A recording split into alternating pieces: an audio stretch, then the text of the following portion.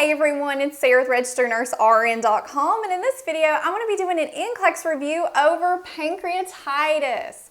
This video is part of an NCLEX review series over the GI system, so be sure to check out the other videos in this series.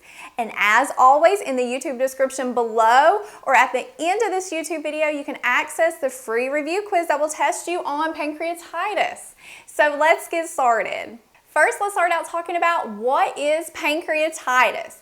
Just as the name says, it is inflammation of the pancreas. And what has happened here is our pancreas, it has for some reason become really inflamed and swollen. And you have cells inside your pancreas that secrete hormones and enzymes. And whenever inflammation sets in, these cells get really irritated and they can start malfunctioning in a sense. And what can happen is that this can lead to digestion of the pancreas by its own digestive enzymes. And if the patient has chronic pancreatitis, it can cause irreversible structural changes to the organ. So it just really over time will quit working. Now, there are two types of pancreatitis that we're going to cover in this lecture. We'll cover acute and chronic pancreatitis. But before we get into that, let's talk about the function of the pancreas, because in order for you to understand those signs and symptoms, complications, nursing interventions, you really have to understand how this organ works normally, and then all of it else will just click together. Okay, so let's talk about the pancreas. Where is the pancreas found? It is found in the upper abdomen next to the duodenum, which is that first part of the small intestine. So we have our pancreas, we have our duodenum, and then right here inside the pancreas we have our pancreatic duct. Then right next to it we have our common bile duct, which is connected to our gallbladder, and this gallbladder will secrete bile down through here, and the pancreatic duct will secrete its digestive enzymes, and they will meet together and called the ampulla of Vater, and the bile and the digestive enzymes will come out through the major duodenal papilla and be secreted into the duodenum. Now, surrounding that major duodenal papilla is called the sphincter of Oddi. And what the sphincter of Oddi does is it's a muscular valve that controls the flow of that bile and those enzymes into the duodenum. And also it prevents reflux of that duodenal contents back into the pancreas. Now, let's talk about our cells that make up our pancreas, okay? Your pancreas performs really two functions: an exocrine function, which is by the acinar cells, and an endocrine function, which is by the islets of Langerhans. So let's look at these and pay close attention to this part of the lecture, because if you can understand what these cells do, pancreatitis makes so much sense. Okay, let's talk about the exocrine function. These light purple areas that you see, which is connected to the pancreatic duct, are called the acinar cells. And the acinar cells secrete inactive digestive enzymes into those pancreatic ducts, which flow down and hit the duodenum. These enzymes do not become active until they hit the duodenum. And what enzymes does the acinar cells secrete? It secretes amylase, which breaks down carbs to glucose. It secretes protease, which breaks down proteins. And it secretes lipase, which breaks down fats.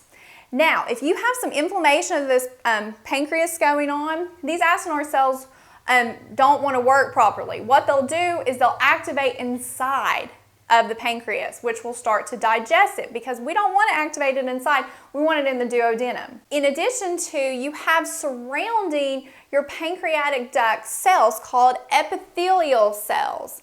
And these epithelial cells secrete bicarb, which we've learned in peptic ulcer disease that bicarb helps neutralize that stomach acid. So keep the bicarb in mind, because when we talk about one of the causes of chronic pancreatitis, we're going to talk about cystic fibrosis, and that is really where things are messing up and why this patient's getting pancreatitis. So that's the role of those epithelial cells, along with secreting fluid. Then we have our endocrine cells.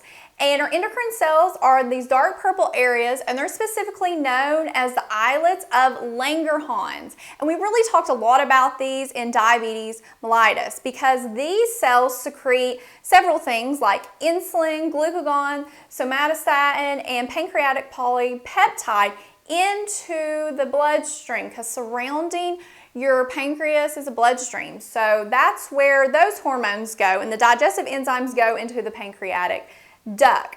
Now, this will play a role in your patient's blood sugars, and what you're going to see with pancreatitis, if they have it really severe enough, you're going to see some wacky blood sugars, and they're going to present with signs and symptoms of diabetes mellitus because these cells are inflamed, they're damaged, they're not able to secrete the right amount of insulin that that person needs, so they're going to be having issues with that. Now, just to recap, these enzymes that are secreted in the pancreas are not activated while they're inside there.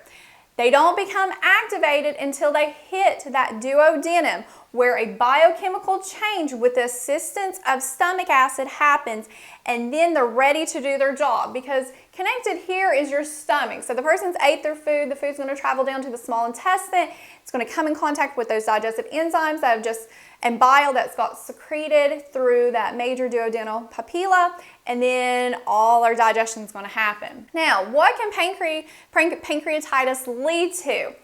What can happen is that these digestive enzymes are not going to be able to be delivered to the duodenum. So you're going to be seeing malabsorption, along with those hormones aren't going to be going into the bloodstream normally. So you're going to be seeing blood sugar issues. And the pancreas will swell and leak those digestive enzymes into the surrounding tissues and organs. So really, this can affect the whole body if it gets really bad and the patient doesn't get treatment. So some things you can see, again, you can see those blood sugar issues. You can see ascites, which is swelling in the abdomen. You can see malabsorption from where these digestive enzymes are not making it to the gut, so their stools will be oily looking. They're not digesting those fats. You're going to see weight loss. With the GI system, they're going to have extreme pain because it's going to hurt so bad, these digestive enzymes leaking into the tissues. Diarrhea, again, it'll be oily. Shock, systemic shock, multi-organ failure, respiratory distress, which is going to lead to death if this patient doesn't get it treated. Internal bleeding, and this is where you're going to be seeing the colon sign and the Gray-Turner sign from retroperitoneal bleeding. Also, you can see fibrosis if this gets really bad, like in chronic pancreatitis, the tissue can become necrotic and change. You'll have fibrosis of pancreas, which these cells will not work at all. Cyst formation out of that tissue, which can have pooling of infection, it can abscess and rupture. Now let's look at the key points between acute pancreatitis and chronic pancreatitis, because they have a little bit of variations. Okay, now with acute pancreatitis, there is sudden inflammation due to something that has triggered those digestive enzymes to activate inside of the pancreas. And the two major causes of acute pancreatitis are gallstones and alcohol abuse in high amounts. Drinking a high amount of alcohol can cause this. And whenever patients who are experiencing acute pancreatitis, it will come on just suddenly and quickly. Their pancreas is working, so those endocrine and exocrine cells will be able to work compared to someone who has chronic. So they tend to have, when you check their blood work, they will have extremely high amylase and lipase. And again, those were those digestive enzymes that the acinar cells secreted. Now, with chronic pancreatitis, this is caused from chronic reoccurring inflammation to that pancreas that just isn't getting better. And it can be caused by repeated episodes of acute pancreatitis. And the most common cause of chronic pancreatitis is alcohol abuse, years and years of alcohol abuse. So acute pancreatitis, the cause, is gallstones and high ingestion of alcohol. The cause of chronic pancreatitis is years of alcohol abuse. That's one of the main causes. There's other causes which we'll talk a little bit about later. Now, with chronic pancreatitis, the damage to the pancreas is irreversible. So what's done is done. And they tend, depending on their amylase and lipase, how they have the function of those acinar cells, they tend not to function as well as whenever someone who just has this acute episode that came on. So their amylase and lipase can be normal or a little slightly elevated. Now, structure changes that you're going to see with chronic, because it's damaged, you're going to see that loss of function to those endocrine and exocrine cells. You're going to see damage to those pancreatic ducts. The pancreas itself, the tissue that make up the pancreas, it's become necrotic, it's died. You're going to see fibrosis of it with cysts and calcification. Now, with acute, what can happen is that those digestive enzymes are going to cause the pancreas to start digesting itself. Patient's going to have a lot of pain, swelling, it's going to be inflamed. And if it's not treated quickly and properly, the tissue will die and they can experience the fibrosis and the cyst and the abscess.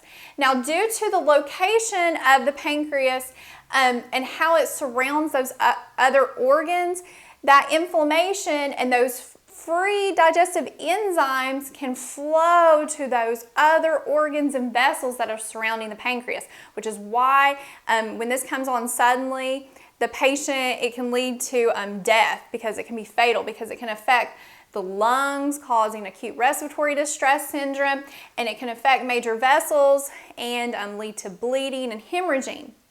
Now, acute pancreatitis is reversible if treated properly, and there's usually limited structural change to the pancreas. And like I said, it can lead to chronic pancreatitis. Now let's look at a more in-depth look at the causes of acute pancreatitis and chronic pancreatitis. Okay, we said that a cause of acute pancreatitis was gallstones. Okay, why do gallstones cause acute pancreatitis? First of all, what in the world are gallstones? Okay, gallstones are hardened deposits of undissolved cholesterol, salt, or bilirubin. And this is coming from that gallbladder. And maybe what's happened is that gallbladder's function is not functioning properly. It's just keeping that bile and stuff stagnant in there so that stuff can harden. And what can happen is that one of these stones can come down and block that common bile duct. And remember, as that bile flows down through that common bile duct, the pancreatic duct is coming from the pancreas, and they come together at the ampulla of Vater. And a little stone can get in there and block that pancreatic duct. And what's going to happen is that you're going to get a backup of those pancreatic digestive enzymes. They have nowhere to go except to set in that pancreas, and pressure is going to build over time. Then you get this activation of enzymes. And remember, this isn't supposed to happen in the pancreas. So whenever this happens, that vicious cycle of pancreatitis starts to happen until they can get that gallstone removed so those juices can flow out down into the duodenum and get it treated. Now, another cause of acute pancreatitis is alcohol. Sometimes patients have been on a drinking binge, and they've consumed like a crazy amount of alcohol. Your pancreatic cells particularly really don't like alcohol, specifically those acinar cells. It damages them. And your pancreatic duct cells don't like it as well, because it messes with the bicarb that, remember, those epithelial cells produce, and the fluids. So you're not going to get the bicarbonate and the fluid production. The juices in the fluid in the pancreatic duct is going to become viscous and thick, and it can cause occlusion of that pancreatic duct. Then you get the activation of those digestive enzymes, and again, that ugly cycle happens all over. Other causes are infection, tumors, medications, and trauma. Now, let's look at chronic pancreatitis, the cause. Okay, so we said that long-term alcohol abuse causes it. It's the same concept. Remember, your pancreas really just doesn't like alcohol and it damages it. So this person just keeps consuming alcohol over years and years, and they have that reoccurring inflammation over and over on that pancreas, and those structures of the pancreas start to become deformed. They start malfunctioning. It doesn't work properly. Those cells quit doing what they're supposed to do, and so they get chronic pancreatitis, irreversible changes just from continually drinking alcohol. Now, I wanted to touch on another cause of chronic pancreatitis, which is cystic fibrosis. This will help you as well on NCLEX. Okay, we know with cystic fibrosis they have a lot of the respiratory issues, but cystic fibrosis also affects the pancreas. And the reason why is because these patients lack the CFTR protein. And what does this protein do? It's very important.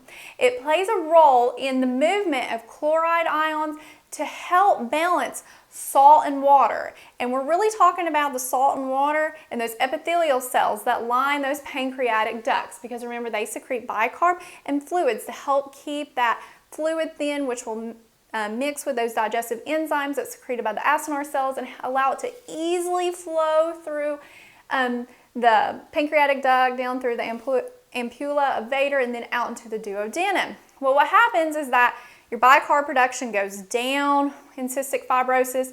That mucus, it becomes thick mucus that is inhabiting that pancreas, and you get blockage of those ducts.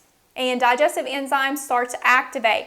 And this is just a chronic inflammation of the pancreas, and the pancreas starts to just die. The tissue will become necrotic. Fibrosis, hence cystic fibrosis, the pancreatic tissue will become fibrosed. And the end result is that that patient will no longer produce those pancreatic digestive enzymes by those acinar cells.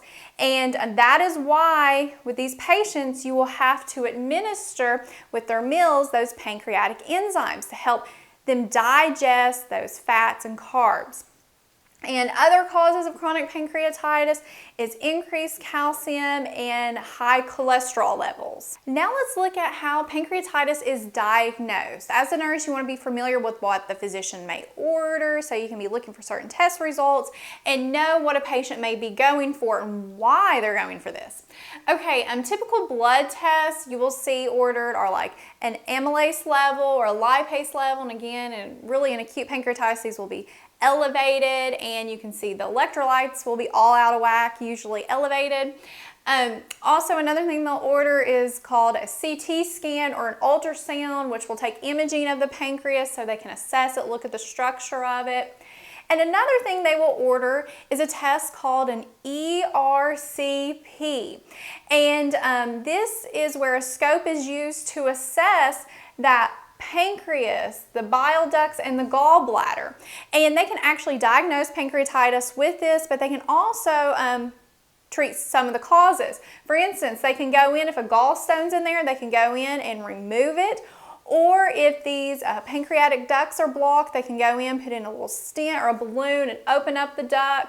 Or if there's a cyst in there, they can drain it. So a lot of times patients will be getting an ERCP. Now let's look at the signs and symptoms that you may see in a patient with acute pancreatitis versus chronic pancreatitis, because the signs and symptoms are a little bit different. And the reason why is because in acute pancreatitis, your patient still has majority of the function of the pancreas. So those acinar cells and the islets of Langerhans cells are working. So your patient's going to be having a lot more pain, increased amylase and lipase levels. However, compared to the patient with chronic pancreatitis, this has been going on for a while now. So chances are they've really lost the majority of the function of their pancreas, and you're going to start seeing those long-term effects more in the patient with chronic.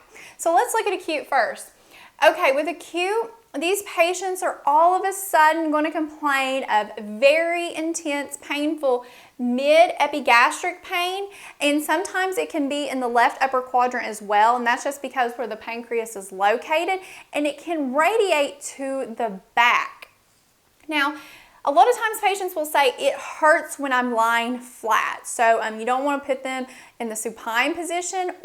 Typically the pain, they won't have any pain, and then all of a sudden they'll say the pain came on after, you know, I was binge drinking, drank a lot of alcohol the other night, or it was after I ate a fatty, greasy meal. So they'll report that. They can also have, as it gets worse with acute, they can have fever from the inflammation, increased heart rate, decreased blood pressure. Usually that's representing they're going into shock. It's affecting all those other organs throughout. Nausea and vomiting, extremely nauseous and vomiting, which makes the pain worse as they are dry heaving and throwing up. They can have increased glucose levels, again, because those islet of Langerhans are not working properly, so you'll want to really monitor those blood sugars. Increased amylase and lipase levels. And you'll want to remember these. Anytime in nursing school you see funny looking names or someone's name that's called a sign, like colon sign or Gray Turner sign, remember that. Very, very common to be on an exam. Okay, so let's talk about colon sign. Colon sign, whenever a patient has severe pancreatitis, this is when you're going to see is in severe cases, you will see this bluish discoloration around the umbilicus, around the belly button. Now, why are you seeing colons and Gray Turner? Well, what's happened is that in severe pancreatitis, those digestive enzymes have become free and they're just going to the surrounding tissues, which is damaging vessels, tissues, whatever, and it's causing bleeding. And that bleeding is seeping down and collecting around the belly button and the flanks of the sides. And you will see this bluish discoloration. It's just blood underneath from a retroperitoneal hemorrhage. Now, you also have Gray Turners, which is where you'll see the bluish discoloration on the flanks, the side of the abdomen. So how do you tell these two from each other? How I remember it is this. Colon starts with C, the word circle. I remember the word circle because a belly button makes a circle. So we have bluish discoloration around there. Gray Turner, I remember the word Turner, like turn her over, and you turn her over on her side, and right there you will see the bluish. So that's how I remember it, so hopefully that will help you. Okay, with chronic pancreatitis, here's signs and symptoms you may see. They're going to have just this chronic, it's always there, mid-epigastric pain. It may be in episodes as well, but they have it pretty much all the time. Sometimes, though, if this is really bad and they've had extensive damage to that pancreas, they may have no pain at all. Why? Because those acinar cells aren't even working, and so they're not releasing those digestive enzymes, which is causing a lot of that pain, because that's where a lot of your pain's coming from. So they may not have pain. And if they do have pain, they'll notice that it's always there, but it increases after drinking alcohol or eating like a fatty, greasy meal. They may have swelling in their abdomen or like a mass just from where that pancreas is really enlarged. There's fibrosis, may have some pseudocysts, so you may see that or can palpate that. You will see steatorrhea, and this is diarrhea that looks like an oily, greasy stool. It'll really float to the top, have like this residue of just like grease in water, and we know that oil and water don't mix, and you will see that, and that is because of the decreased pancreatic enzymes, which is why as nurses we'll be administering pancreatic enzymes to these patients, which we'll talk a little bit about in nursing interventions. And they don't have the ability to break down those fats, and so it's really just coming out whenever they use the bathroom, and that's because those acinar cells are damaged. They will have weight loss because they can't digest food properly, like those carbs and fats. And they also, in really late cases, may have jaundice, where they have the yellowing of the skin, the whites of the eyes will be yellow, and this is because of damage to that bile duct that helps remove bile from the liver. So here's your gallbladder, and right connected to this part of this bile duct would be the liver, and it drains down bile. Well, you have damage to this from all this damage that's going on from this inflammation, because remember, these digestive juices have just migrated outwards and just damaged everything around it. So it's not going to remove the bile from the liver, which is going to back up, and the patient's going to have those signs and symptoms of that. They can also have the dark urine as well, and this is because, again, that excessive bile in the body, and it's leaking into the kidneys, and the urine looks really dark. They can also have diabetes mellitus, and again, that's because of damage to those islets of Langerhans cells, and so they'll have to have insulin beyond that to cover their blood sugars. Now let's look at the nursing interventions that you're going to be doing for a patient with pancreatitis. Okay, our goal as a nurse is to allow the patient's pancreas to rest. We do not want it to be stimulated so it won't release those digestive enzymes. We want to control their pain. They're going to have a lot of pain with this condition. We want to monitor them for complications, administer medications per physician's order, which will include pancreatic enzymes, antibiotics sometimes, and stomach acid blockers. And we're going to provide them diet education.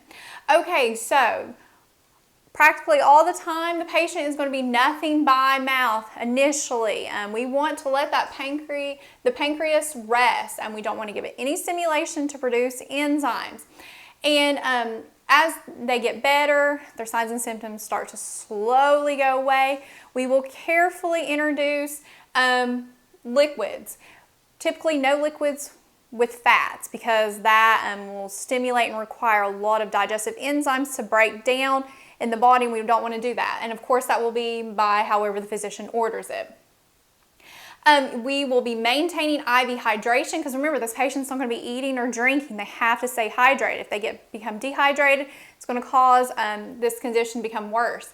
And if it's taking them a long time to heal, I've had patients where it's taken a long time for the pancreatitis to start getting better. You will have to start them on TPN, which is nutrition through a central line that will give them their daily requirements of lipids and carbs and things like that. Another thing is that probably we'll have to insert and maintain a nasogastric tube, an NG tube, which will be present down through the nostril. It'll go in through the nostril and down through, and it'll set into the stomach, and it will remove gastric contents and gas, which will help decrease vomiting. And again, we just don't want that pancreas to be stimulated, and then it'll be removed once the patient gets better. You're going to monitor those blood sugars, because again, they will probably be high because those cells aren't working, and you'll have to provide insulin coverage per physician's order. You'll want to monitor their stools for that oily, greasy look to them, because if they are taking pancreatic enzymes, the physician orders that, you want to look at those stools to make sure that they're getting the proper amount of those pancreatic enzymes, because if they're taking them and the stools are still greasy, then something's wrong. The physician needs to look back at that again, and you'll want to report that. Another thing is you're going to be monitoring that urinary output. You're going to see how much they're putting out, how much they're taking in, and specifically the color. We're looking for that dark brown color, which is showing us that, hey, something worse is going on. That bile is just collecting and leaking into the kidneys. And you'll be administering pain medications. Typically at first it's the intravenous route because it works fast, and they're having really bad pain. Typically, morphine is usually avoided because it can cause spasms at that sphincter of Oddi. And some patients have actually reported, you're giving them morphine, but they're still having crazy intense pain, and it's not helping. It actually seems to be making it worse. And that's because that sphincter of Oddi, remember, that surrounds the major duodenal papilla, and it controls the flow of the digestive juices that go into the duodenum, so that can spasm. Non-pharmacological techniques, positioning. Remember, laying in that supine flat position causes their pain to be worse, so we want to make sure that they're leaning forward or they're sitting up, just so that perineum is not stretching and compressing that inflamed pancreas. And we'll be administering drugs per physician's order to possibly decrease the acid secretions, and these drugs will include like your PPIs, proton pump inhibitors. We talked a lot about those in the peptic ulcer disease video. H2 blockers and antacids. And these will prevent those digestive, if we decrease the acid, it will prevent those digestive enzymes from becoming activated, because that's how that whole biochemical process happens, is that those digestive enzymes, which are inactivated, come through the pancreas down to the duodenum, where comes in contact with stomach acid, and then they become activated. And if we decrease the acid, it'll decrease their activation. Another thing, really ordered a lot with chronic pancreatitis and your patients who have the cystic fibrosis are the pancreatic enzymes, such as creon, or also called pancreatin. And how these work is that they help break down the fats, the carbs, and the proteins where your acinar cells aren't able to do the job. So to know that they're working right, we have that decrease in that stearorrhea, that oily, greasy stool, and you'll want to administer that right before the meals, which makes sense because we want those to be present in there, and by the time they eat, they can do their job and work and break down that food. A lot of times they come in capsules and you swallow them whole, but sometimes patients have swallowing difficulties, especially if this is in children. You can open up the capsule and mix it, but you have to be careful with what you mix it in, because you want to mix your pancreatic enzymes in like an acidic food. Why? Because these enzymes love acidic conditions, and they work better, like applesauce. So mix it in applesauce. Avoid alkaline foods that are basic, because this actually destroys the enzyme and won't allow it to work properly. And this is like milk, pudding, ice cream. So make sure you're not mixing it in that. Now, some diet education. Okay, patients with pancreatitis, they need to avoid alcohol, especially your patients with chronic pancreatitis. That's usually the biggest cause. So no alcohol, or avoid those greasy, fatty foods as well. They want to consume a low-fat diet that's bland, small meals rather than huge, large ones. High protein. They'll want to limit their sugars and refined carbs. Really, a lot of times patients do have issues with diabetes, so they'll want to watch that. And your refined carbs are like high fructose corn syrup, white breads, things like that. And they'll want to consume more complex carbs like your fruits, your vegetables, and your grains, because this uses less insulin. So the body, those islet Langerhans cells, won't have to produce as much insulin. Okay, so that wraps up this review on pancreatitis. Thank you so much for watching. Don't forget to take the free quiz and to subscribe to our channel for more videos.